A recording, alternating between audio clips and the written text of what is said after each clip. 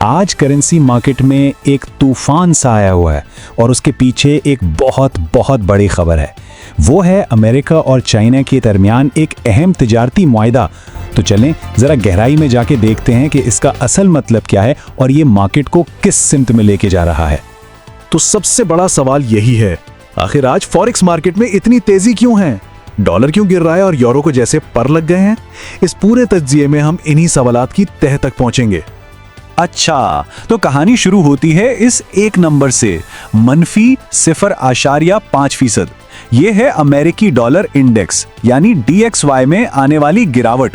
सादा अल्फाज में कहें तो दुनिया की सबसे बड़ी करेंसी की कद्र आज कम हो रही है। और देखें, जहां एक करेंसी गिर रही थी वहीं दूसरी आसमान को छू रही थी। ये नंबर 1.1050, ये यूरो की डॉलर के मुकाबले में नई उड़ान है। मतलब डॉलर की कमजोरी का सीधा सीधा फायदा यूरो को मिल रहा है। अब तस्वीर थोड़ी वाज़ेह हो रही है ना? इन तमाम उतार चढ़ाव के पीछे सिर्फ एक ही वजह है, एक ऐसी खबर जिसका इंतजार पूरी दुनिया को ना जाने कब से था।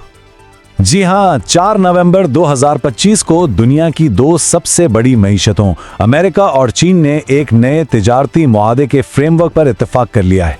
महीनों की गैर यकीनी सूरत हाल के बाद ये एक बहुत बड़ी पेशरफ्त है जिसने आलमी मार्केट्स में जैसे भूचाल पैदा कर दिया है। तो आखिर इस डील में ऐसा खास क्या है जिसने सरमायाकारों में इतना जोश भर दिया है? आइए जरा इसकी तफसीलात पर एक नजर डालते हैं। देखें, इस माहिदे के समझे 3 बुनियादी सुतून हैं। पहला, टैरिफ में कमी, यानी दोनों मुल्कों के दरमियान तिजारत सस्ती और आसान हो जाएगी। दूसरा, टेक्नोलॉजी की मुंतकिली पर तहफ़्फ़ुज़, जो कि एक बहुत बड़ा और मुतनाज़ा मसला था, वो हल हो रहा है। और तीसरा, बरामदात में इजाफा, जिससे दोनों मईशतों को ज़बरदस्त फ़रोग़ मिलेगा। इस डील की खबर ने मार्केट का मूड ही बदल दिया है, जिसे फिनांस की जुबान में कहते हैं रिस्क ऑन मूड। इसका मतलब यह है कि सरमायाकार अब महफूज पनागाहों जैसे अमरीकी डॉलर से पैसा निकालकर ज्यादा मुनाफा बख्श लेकिन थोड़े पुरखतर ऑप्शंस की तरफ जा रहे हैं। जब आलमी मईशत के लिए अच्छी खबर आती है ना, तो डॉलर की बतौर सेफ हेवन जरूरत कम हो जाती है। चलें अब देखते हैं कि फॉरेक्स की दुनिया में इस रिस्क ऑन माहौल से कौन फायदे में है और किसे नुकसान हो रहा है। ये टेबल समझे पूरी कहानी बयान कर रहा है। यूरो USD में तेजी है क्योंकि यूरोपियन यूनियन की बरामदात को इस डील से बड़ा फायदा पहुंचने की उम्मीद है। GBP USD थोड़ा मोहतात है क्योंकि सबकी नजरें बैंक ऑफ इंग्लैंड पर हैं कि कहीं वो शरह सूद कम ना कर दें। USD JPY ऊपर जा रहा है जिसकी वजह येन की कमजोरी है।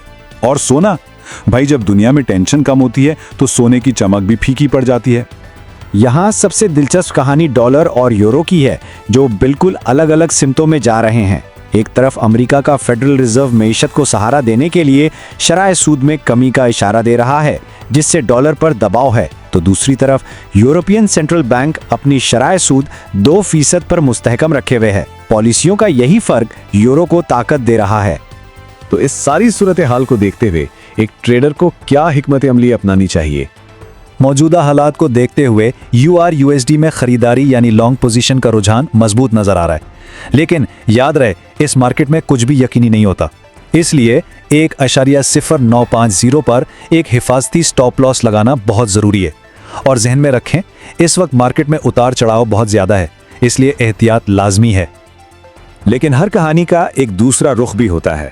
जैसा कि ये इक्तबास हमें याद दिला रहा है, अगर ये डील किसी भी वजह से खतरे में पड़ती है तो डॉलर बहुत तेजी से अपनी खोई हुई कदर वापस हासिल कर सकता है। ये वो क्या हो अगर वाला मंजरनामा है जिसे जहन में रखना इंतहाई जरूरी है।